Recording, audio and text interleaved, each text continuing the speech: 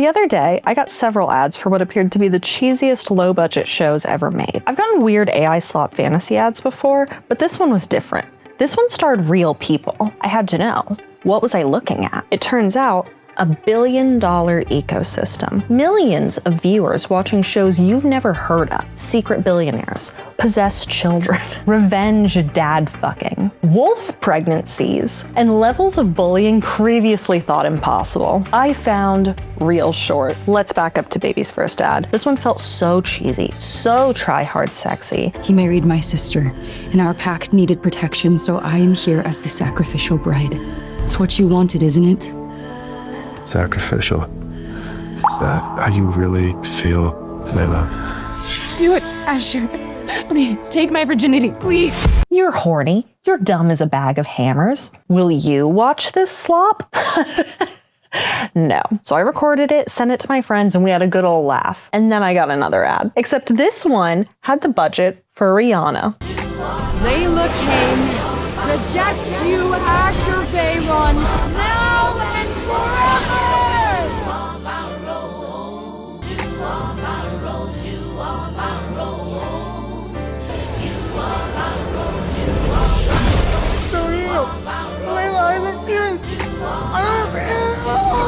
Hands up! And it promised some of the corniest acting I'd ever seen in my life. Well, you say corn, I say, let's get popping. So I went to my local neighborhood app store and downloaded the app. I scrolled through so many compelling genres: action, werewolf, male, revenge, age gap, secret identity, and more. We'll come back to it. But somebody had paid pennies of their own dollars to get me to watch Not the Bride He Wanted, so I felt obligated to start there. Not the Bride He Wanted is the story of Layla Kane, daughter of the Blackwater Pack's Alpha. She's 3 days away from marrying Asher, the future Alpha, and she will be his Luna, which is his wife, mate, queen. ReelShort knows their watchers are very smart, so they just don't bother explaining it. Every time a character gets introduced, they get a little name label, which is sometimes helpful, but sometimes those characters are literally never mentioned again. Her half-sister Vivian is supposed to marry Lucian Wolf at the same time because weddings are expensive and they're inviting all these people and we need the drama. She doesn't want to marry him because he's killed his last 10 brides. Lucian is the alpha of the Ravenfang pack, and you can tell he's the most powerful alpha because he has the most ear piercings. Vivian doesn't want Lucian to kill her, so that skank hatches a plan to get Asher to marry her instead. There's some wolf lore I didn't really understand. Layla's wolf chose Asher, and so now they're fated mates. Asher, my wolf chose you.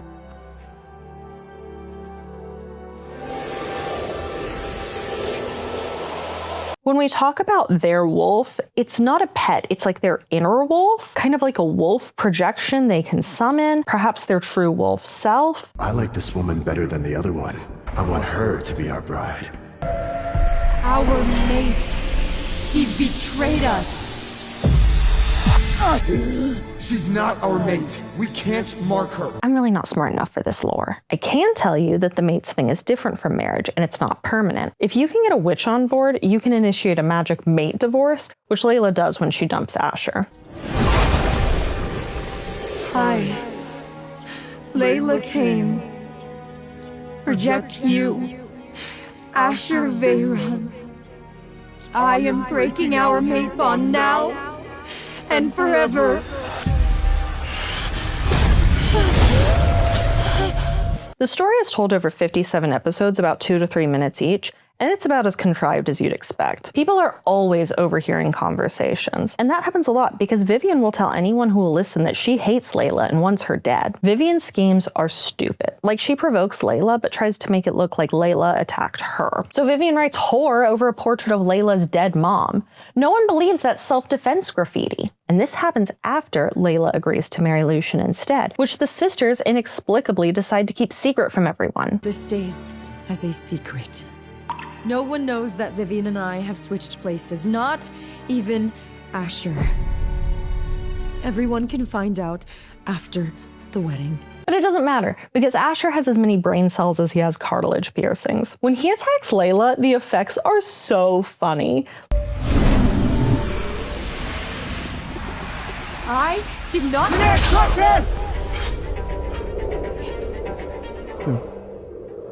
For the first time. Like, look at his claws. What are these? Like, they couldn't get him press-ons? Lucian is the smartest character. He's the only one who stops and thinks about anything. Like, after Layla and Lucian are married, Vivian tries to frame Layla as a would-be assassin. Alpha Asher wants Layla to have this. It's important. Make sure Alpha Lucian gets it.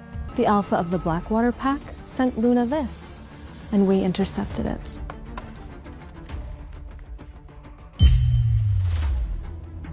Dear Layla, my mate, my love, how's your mission going? And Lucian actually questions this because it is a little too on the nose. Let's talk sound design. There are these drop sounds throughout, and I've not figured out what they're supposed to mean. I'm no fool. Because I belong here. Look at me. Tears? Sweat? The juice box dripping?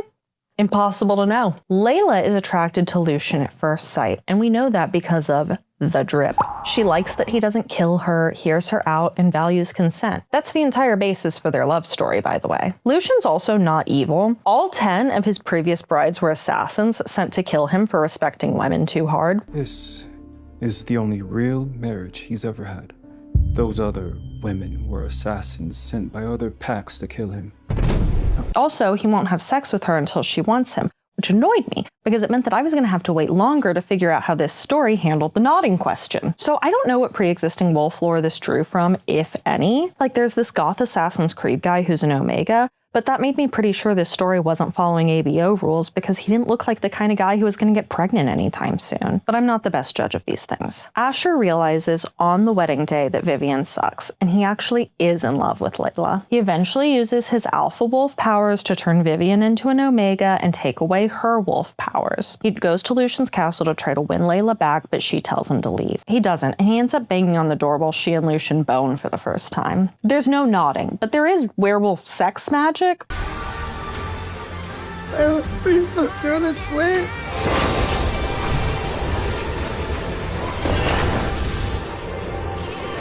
Come on, please. Then Asher turns evil, kidnaps Layla, and she summons this incredible CG wolf that costs the entire graphics budget. Layla and Lucian have a pup, Ew, and Layla becomes the alpha of the pack and the strongest Luna of all. The end. Each show costs $300,000 to produce, and it really shows in the costumes, which are cheap and all over the place. The girls will go from Ren Fair princess gowns to empire-waisted gowns to wearing little, peasant lace-up bodices. Everyone has a signature look, and the men shine here. Lucian has this fur shoulder pad that he wears anytime he needs a confidence boost. He'll wear it over a tux. He'll wear it over nothing at all. Asher's always wearing these impotent little cravats. How do you pronounce that? Hold on. Pronunciation. Cravat. Cravat, okay. Asher's always wearing these impotent little cravats. He has a wedding cravat. He has a red cravat he wears when he's feeling evil. I actually own the exact shirt he's wearing in some of these scenes. I saw the stupid little lace cuffs on the collar and I was like, yep, got that off the Zon. My bigger issue is actually the casting. Vivian has Instagram face, but Lucian's face has a peptide stack. And now I have a confession. There's something I've been keeping from you this whole story. While watching this, a pop-up told me that I got 60 coins. I think I started with 1,700 coins. I didn't know what the coins would be for, and their mere presence stressed me out. For reasons I don't understand, I have 500 coins right now. That appears to be my base coin value. I don't recall spending a single coin. In addition to coins, I also have gems. Do you think I know what a gem is? No, and yet I have 1,246 of them. This was frightening and confusing, and every time I have checked this damn app, my coin number has changed, and I don't get it. I don't think I'm spending a single one. Apparently the coins are used to unlock episodes if you don't want to pay for VIP, which I learned about right around episode 20, when I learned that I couldn't watch any more wolf bullshit until I forked out $15.99 a week, a discount from their regular price of $20 a week, which, doing the math, comes out to $1,035.48 a year. But you'll only pay that if you're too dumb to pay for a year subscription for $199.99. Who's paying for this? Me. I forked over the $16. But I did it for you. Let's start from zero. What the hell did we just watch? ReelShort is an app that streams microdramas. Microdramas are soap operas for the tiny screen. They're vertical first with 1 to 3 minute episodes with 50 to 70 episodes in a series. You can binge a whole series in about 2 hours. And if you get bored of an episode, you can just swipe to the next one. They're melodramatic and trope heavy, and it totally made sense. If you're expecting your viewer to swipe any minute, you throw subtlety right out the window. The format originated in China, where it was called Duanzhu. They exploded in popularity after 2020. There were roughly 524 million microdrama users in China just 2 years ago. Early Western microdramas were heavily inspired by the Chinese ones. You can even watch dubbed Chinese microdramas on ReelShort. 我和温清时一起出生的，前世我是温清时亲自从福利院挑选的养妹，跟我回家吧，以后你就姓温，是我温清时唯一的妹妹，也是和他恩爱白头的妻子。下辈子，哥哥，下辈子。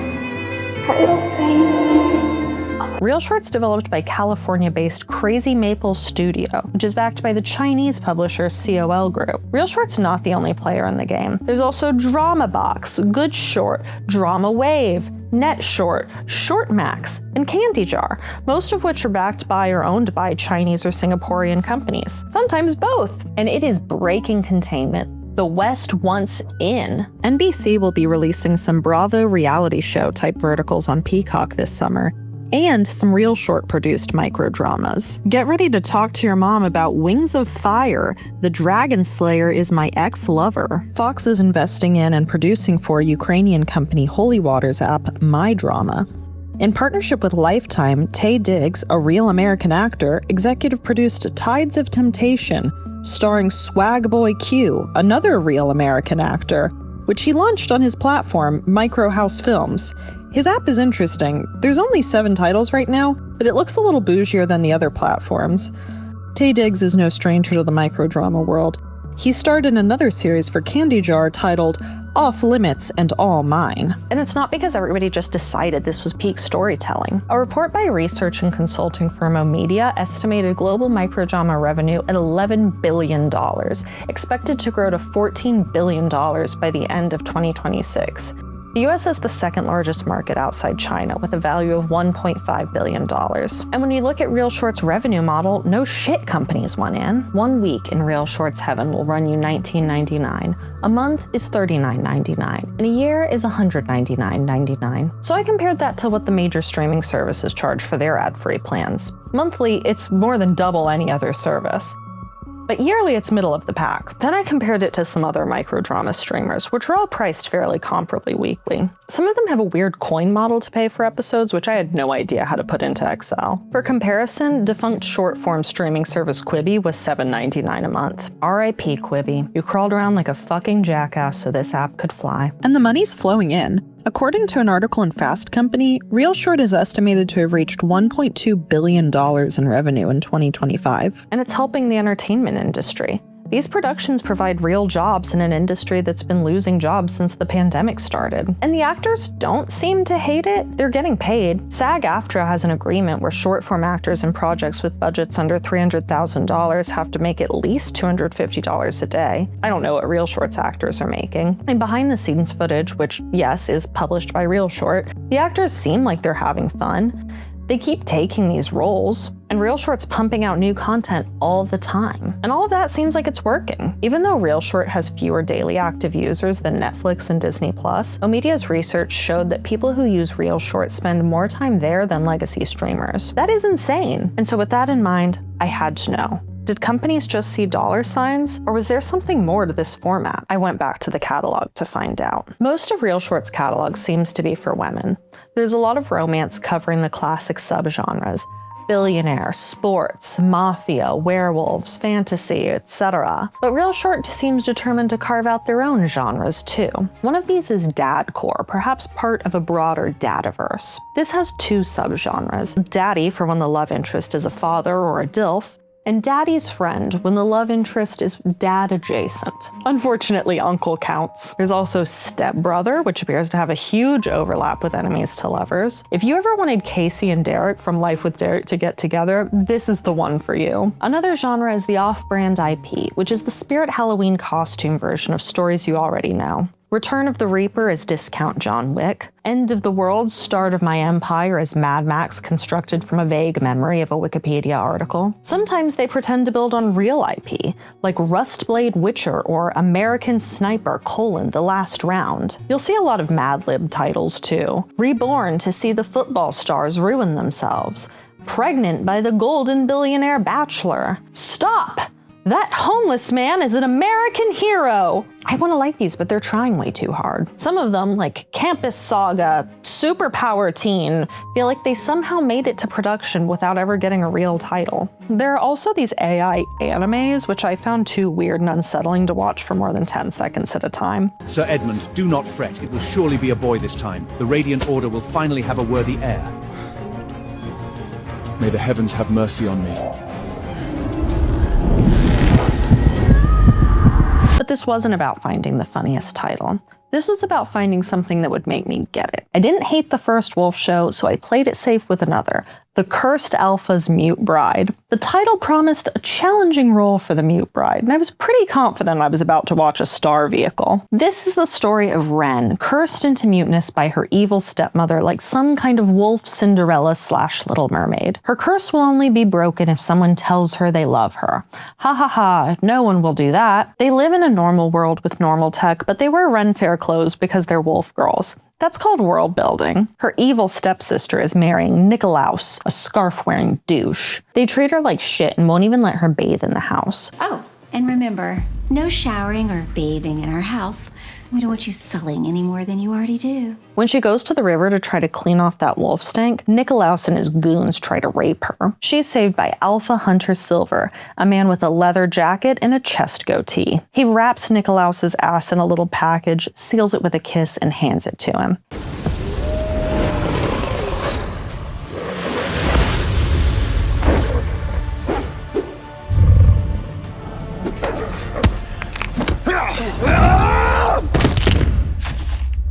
He also has the strongest wolf, if you couldn't tell. Wren is pretty, and Alpha Hunter Silver's cheekbones could cut glass, but aside from that, they do very little for me. They hold hands, realize they're mates, and she gives him her name before running away. I'll say it, Wren hasn't learned to live as a mute. She mostly just points and writes in her little diary. Like she tries to tell everybody at the engagement party that Nikolaus is a rapist, but no one respects her notes, and frankly, I learned that way quicker than she did. In the woods today, Nicholas tried to force himself on me.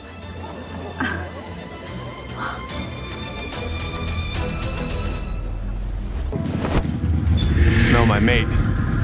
She's in danger.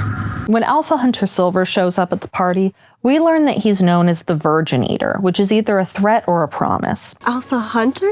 The Virgin Eater? He proposes to Wren and reveals that Nikolaus is an evil rapist, and Wren's family is evil. My mate, my one and only. Will you marry me?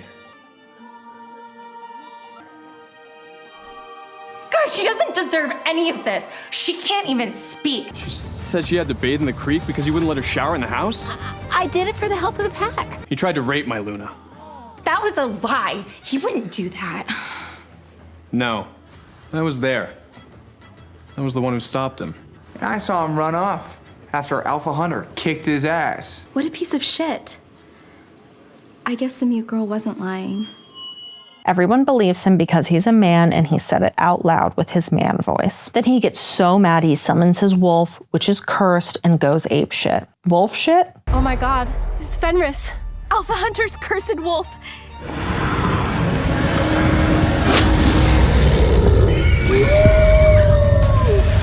Only Wren's feminine mately touch can calm him down. Just like Not the Bride he wanted, this is the story of the daughter of an alpha whose stepsister is mean to her and marries the sexy, misunderstood shadow daddy wolf who's the strongest wolf of all. And the scorned sister and her man have nothing better to do than antagonize the girl. If I had to guess, they're either gonna die or be humbled, and Wren's gonna turn out to be the most powerful wolf girl of all. I was starting to worry that if you've watched one wolf story, you've watched them all. So I needed to get as far away from werewolves, curses, bosses, an evil stepfamily as I possibly could. I went for a hard pivot. Nothing escapes my eyes is the story of Liam, and I want to be clear that I'm quoting here. A delivery driver cuckolded by his gold-digging wife. How broke do you have to be that you're with a guy for those fat pizza delivery checks? Hot CEO Ivy hits him with her car, and he gets a superpower called God's Sight, which lets him see how much time people have left to live. What is this?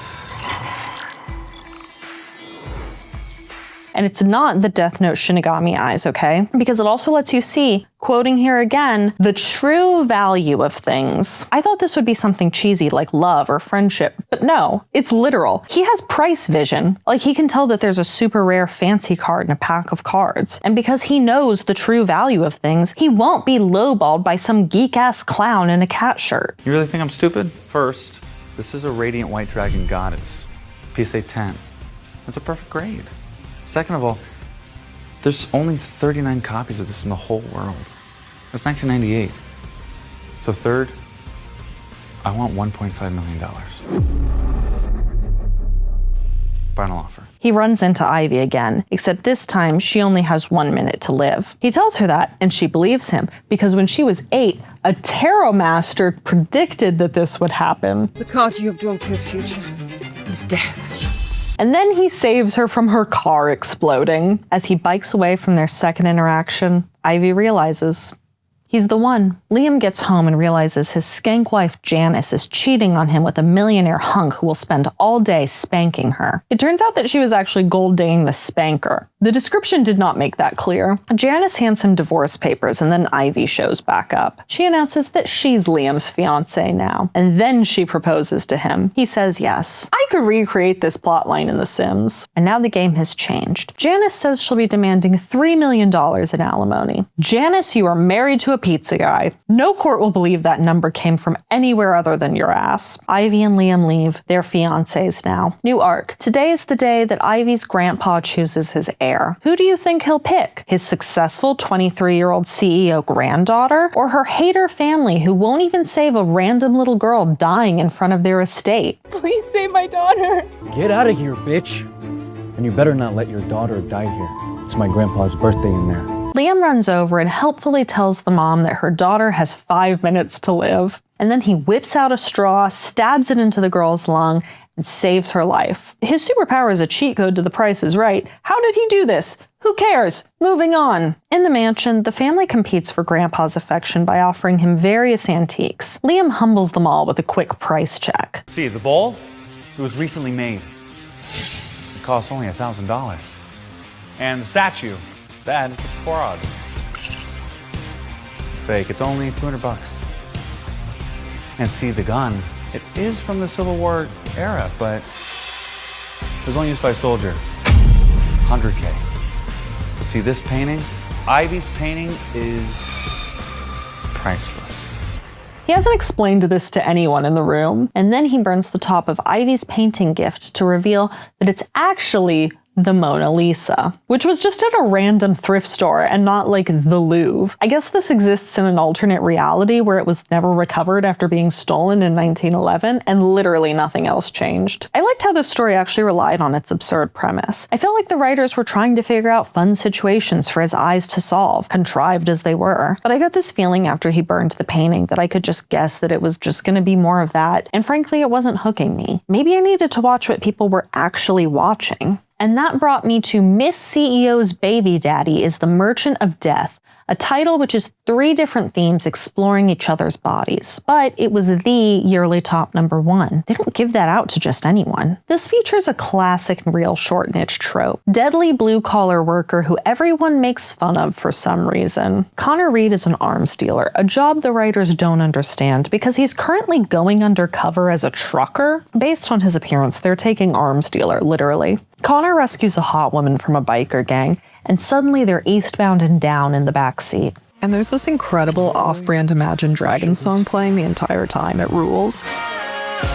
You know what I want. Then Connor ditches her for an arms deal where everyone tries to kill him. Except he just sort of knew they'd do this, so he deliberately sold them guns that backfire and kill them. Why would anyone want to kill the guy who sells exploding guns on purpose? He kills everyone, blows everything up, and then walks off all badass in his leather coat.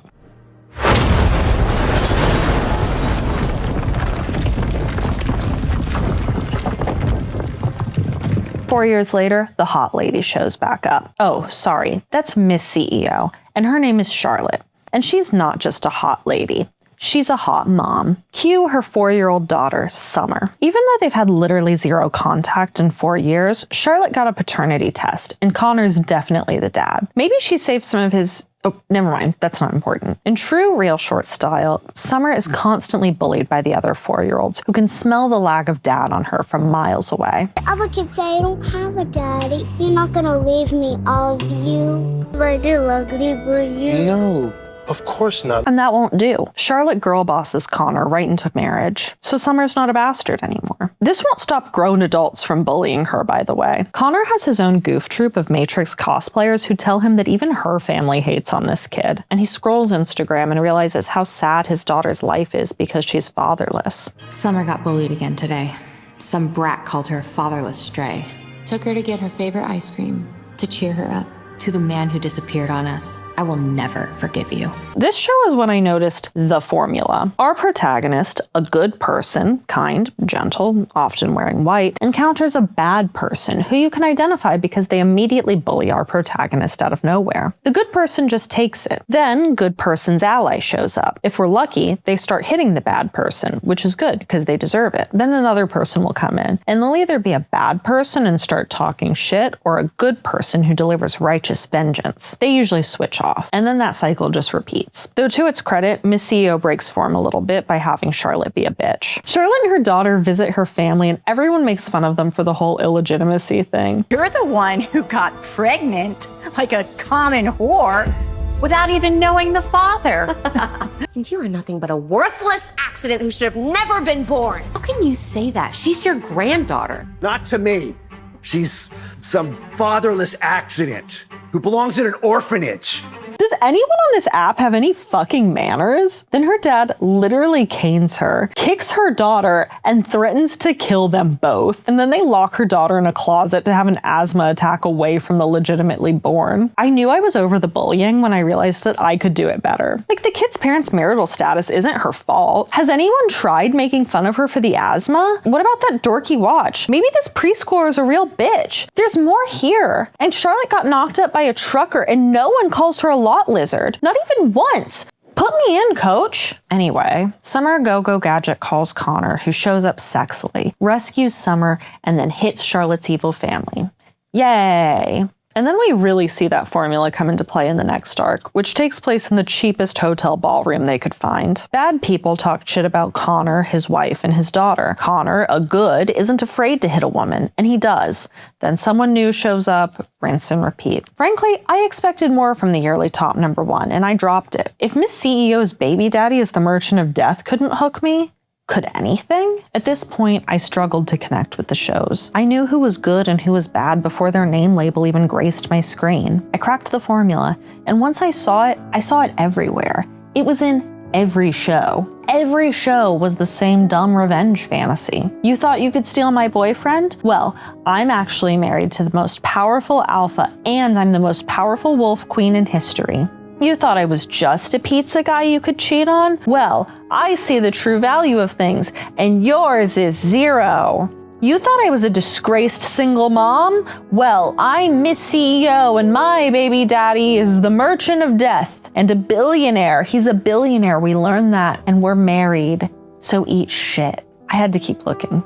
Partially out of pride, partially to get my $16 worth. I had to find something that would make me believe in this art form. Stable Boy felt like an easy win here. I've long said that horse boys are the most persecuted group in America, so I couldn't wait to see them get the attention they deserve. Stable Boy follows gay Evan from New York. His dad sent him to live on a ranch in Cowboy Town, USA, where he's forced to join Team Cowboy Colt's rodeo team. Yes, the horse boy is Colt. I shouldn't have gotten my hopes up. ReelShort's LGBTQ+ tag is questionable. Stable Boy is allegedly interactive, though I've seen people say that the interactive elements only change a few lines and not the entire outcome of the story. It's a fun idea, but I didn't quite get to it. This is a high school story, even though Evan and Colt are clearly grown men. Evan's wearing slacks and Cole's rocking a tasteful Norwood too. Their school felt like what a northerner pictures a Texas high school to be like, and their accents were so bad it felt like a personal attack. You ain't worth the mud under my boots.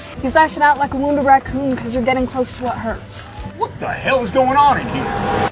I had to move on. When the Blackout Comes tells the story of rogue meteorologist Julian, the only man who understands weather. He realizes there's a hurricane coming to his city that will destroy the power grid, and he has to warn everyone because last time he didn't, and people died. The star is Mark Herman, and he's mastered the crazy eyes. He's well cast in the role, and I don't like what saying that says about me. He runs around the city trying to distribute his little Anchor power stations. Yes, he drops the brand name. Anchor dropped medium bucks for this promo, while his probably dead wife follows him around trying to get him to chill out. He doesn't. He hijacks the news and then gets tased at the hospital. I would have watched more, but this one only had 5 episodes out, and that was my bad for getting invested before the series was done. I'll Make Your Daddy Mine had a promising premise. On her wedding day, Lenore's fiance was stolen by the daughter of a billionaire who has crime money and horse money. Also, Lenore's dad dies from the sheer audacity of it all. So to get revenge, Lenore vows to fuck her fiancé stealer's dad, which would be so funny if the tone of this show were catty,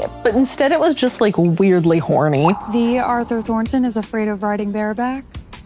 Relax. I take good care of my riders. I can break people just as easily as I can break horses. Now get off my horse.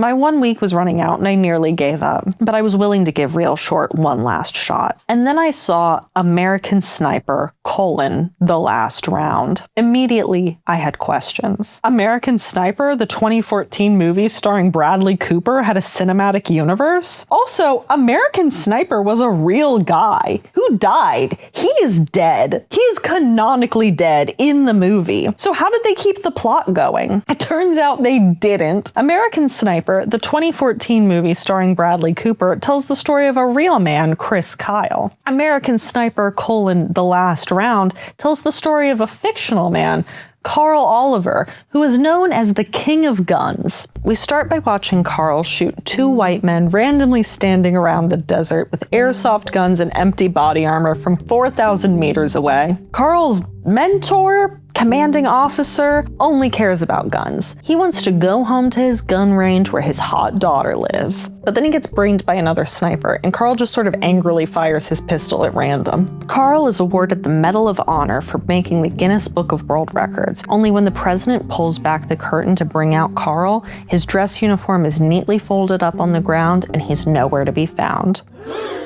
Carl, the King of Guns, is hanging up his guns for good. I swear that my gun will never draw blood again.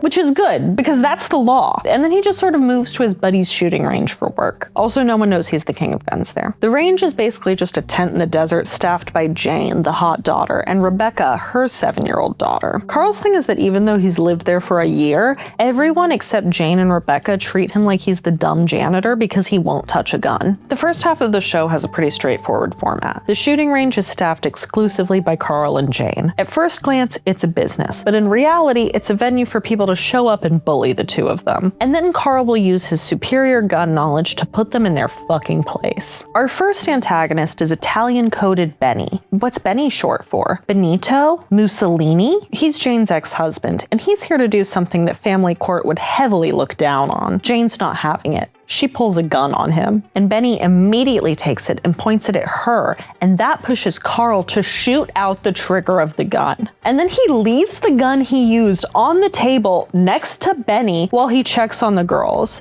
And Benny doesn't touch it because he knows better now. We're informed that Benny is a B-class sharpshooter, which is probably nothing to scoff at, but it also seems like confidently asserting that you're a blue belt. I'm a B-class sharpshooter, and you're a fucking handyman. You're telling me...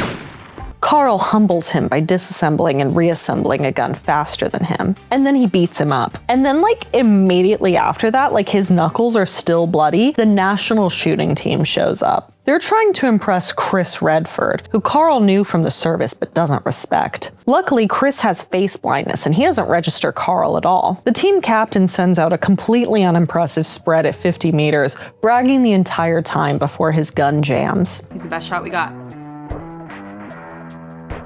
Watch and learn, handyman.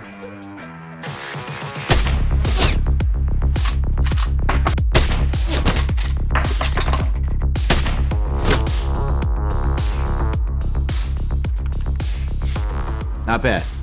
Good shot, great accuracy, yeah, 9s all around. You really are our best. I'm a professional. Unlike someone who probably can't even hit the target. He and his crew are talking shit to Carl, who's done nothing wrong except have a low-wage job, but they're taking that personally. You haven't even taken a shot around here. A nobody like you might not get it, but this is a big deal for us. You're up, handyman. Fix this piece of junk. Go on, handyman. It's your time to shine. Shine? Look at how dirty his hands are. Isn't Carl the coolest? Sure, if you're 6. Carl shows him how it's done. He takes off the scope, shoulders the rifle to his armpit, and fires off bullseye after bullseye. Then Jane's evil suit-wearing uncle shows up. It's her turn to get bullied. He has a bunch of money from Pentagon contracts in the black market, so he bought the bank that financed the shooting range, and now he's trying to force Jane to sell it to him. If I had enough money to buy a bank, you wouldn't catch me wasting my time on hijinks. He'll leave her alone if she wins his dumb contest. His first champion is a cowboy with an eye patch, B-class sharpshooter, former state champ at trap shooting. Nothing to scoff at, and yet I'm scoffing. The national shooting team crew wants to give up, but Jane trusts Carl, and also he has the vibes of a guy who's one bad day away from shooting up a post office. She's gonna let him do what he wants. Everyone else is too stupid to follow her lead. So Cowboy does his shots. Not to be outdone, Carl puts on a blindfold, and now he's shooting with 0 eyes. Then he beats him at trap shooting, blind. He hit it.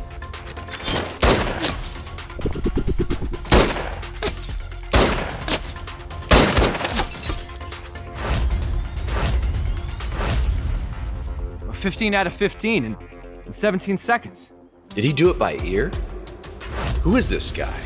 I take back anything I ever said about this show. This is pure cinema. This is the peak of ReelShort. Jane's uncle's crew also includes a woman in an evening gown with the most voluminous blowout you've ever seen. She says she knows how to do the King of Guns signature shot because she's a liar. You know who isn't a liar and is the King of Guns? Carl. Literally gunslinging and putting everyone in their place.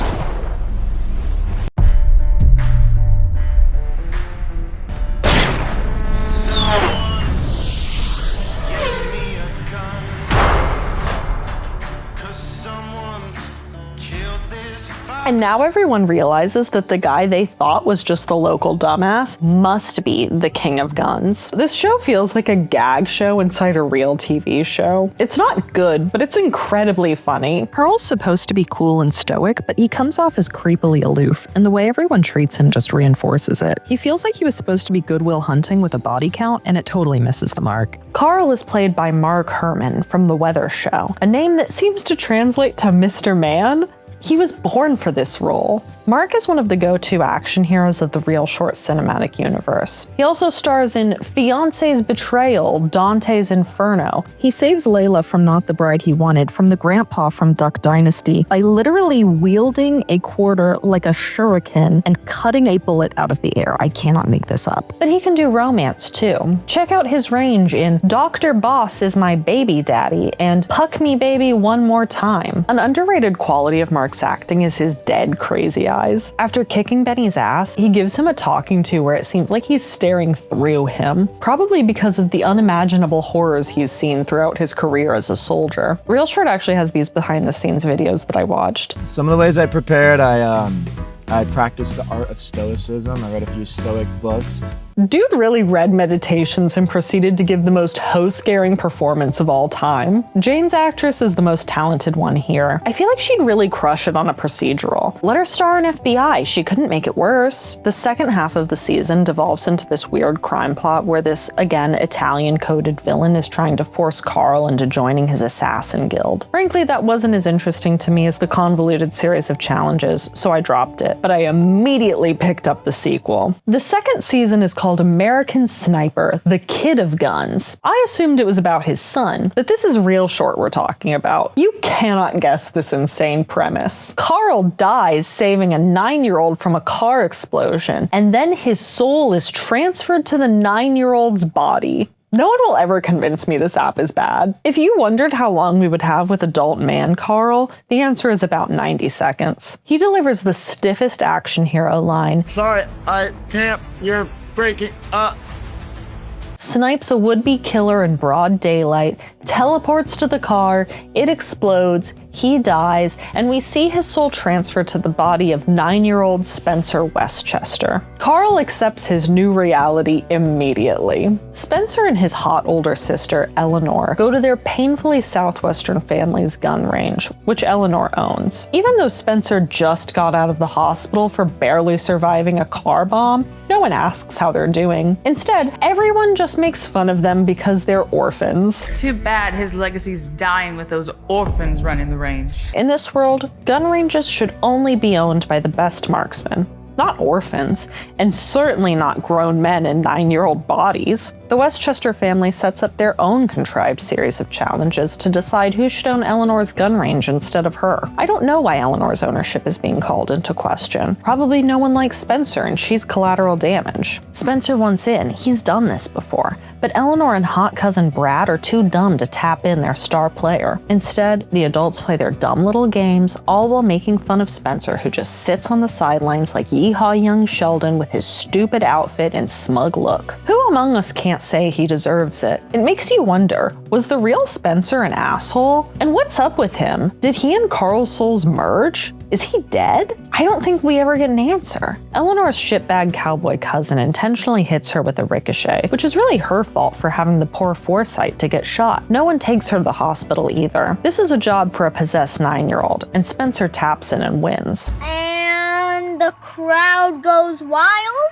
But before Eleanor can celebrate winning the gun range she already owned, the family rival shows up. He wants the range, and he doesn't want to buy it for money. He wants to win it through funny business, since that's what we're doing now. His crew features Bad Boy Cowboy, Femme Fatale, and Dirt Bike Skeleton Man. Of course he has a crew. Everyone in this universe has a crew. There's this song that keeps playing in the background that feels like it should be a Fridays ad or something.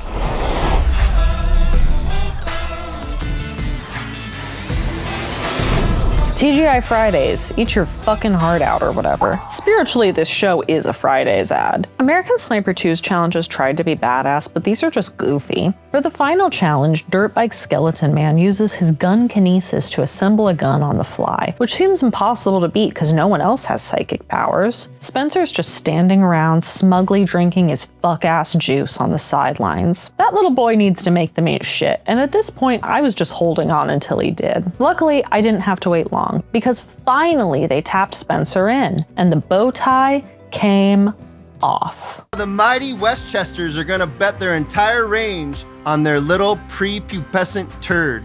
And then the boys get blasting. Or rather, the boy get blasting. He fires full auto, zero recoil, just flexing hard. And then Spencer whips out that motherfucking hawk and beats him. And then I clocked out. This premise was so good and it did not deliver. I couldn't really figure out who this was for. Maybe someone really enjoyed American Sniper 2 and thought it would be better with Gunchild Rain Man. That's what I kept coming back to. Who's watching these? If you ask ReelShort, everyone. These titles boast millions of views. Obviously, there's a good chance those numbers are inflated. We don't know how they're counting views. But for comparison, this year's Super Bowl brought in 125.6 million viewers, less than half of Miss CEO's Baby Daddy's claimed viewership. How can something allegedly watched hundreds of millions of times have no cultural impact? You will not find reviews of Miss CEO's baby daddy as the Merchant of Death. 79.9 million people allegedly watched The Cursed Alpha's Mute Bride. Where are the Alpha Hunter Silver Chest Goatee fan cams? 91.4 million people watched Not the Bride He Wanted. Where's the fan art? On Instagram, there's not a ton of chatter about these shows, but there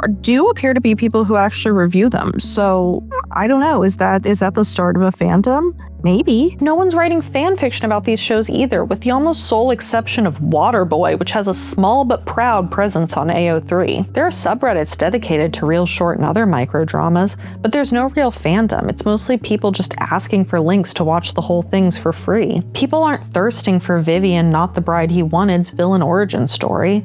They'd rather figure out how to get around paying $20 to the people who made it. And these shows, supposedly viewed by millions, aren't really producing stars. They're not building huge followings, and they're not really moving on to long-form dramas or movies. TMZ doesn't even care what these actors are up to. There are exceptions from the shows I watched. Chaina Veroni from Nothing Escapes My Eyes has 1.4 million followers and also does content creation. Nikki Lee, star of Miss CEO's Baby Daddy, has 1.3 million Instagram followers, but that's almost cheating because she has a podcast and she was May 2012's Playmate of the Month. These huge viewership numbers, even if we assume they're super inflated, aren't translating into huge followings for the actors. You'd think somebody would be talking about these series, and they're not. Or are they? Because then it hit me. This whole time I've been asking, who are these for? Trying to find the fandom. Is it me? I've watched enough of these to understand their trends. I could tell which show wasn't going to hit for me. I have actors I like and don't like. I was excited to see the King of Guns and Not the Bride He Wanted share a scene. I want to know what happens with that damn weather show and if his wife really is dead. When I read the description to American Sniper, the Kid of Guns, I cackled. Are these good? What even is good? I love The Room and all its earnest shittiness. And the best of these shows have that same thing going on. We have actors giving their all to these cheap productions and cheesy scripts. And when they do it right, like, they're fun. Does it matter if there's no cultural legacy when I was happy to fork over $16 for VIP access? Does it matter if Not the Bride He Wanted is going to launch Layla's actor into stardom? Or does it matter that I watched the whole thing? Which one does ReelShort consider a success? I've been looking at these shows trying to imagine who might actually be connecting with these shows, trying to imagine a fandom, trying to imagine this through the lens of successful long-form content. Maybe that was wrong. Maybe this content is simply meant to be consumed. Zero thought, zero longevity. Maybe it's like McDonald's. It would never make my top meals of all time,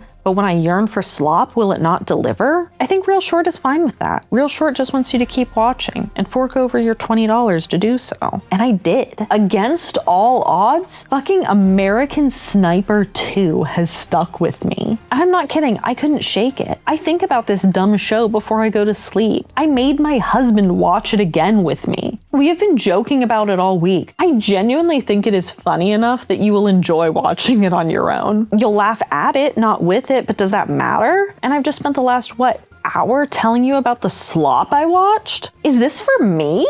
I feel like right now I'm looking at this format's awkward tween years. Right now it's a goofy 12-year-old with a wolf princess OC. But what's gonna happen when cheesy drama juggernaut Lifetime throws serious weight behind it? I can just tell crappy reality TV is gonna thrive here. It's just a matter of time before someone with real money figures out how to make this format good. I kinda think it might get me. Maybe short-form dramas are on the cusp of their own revenge arc.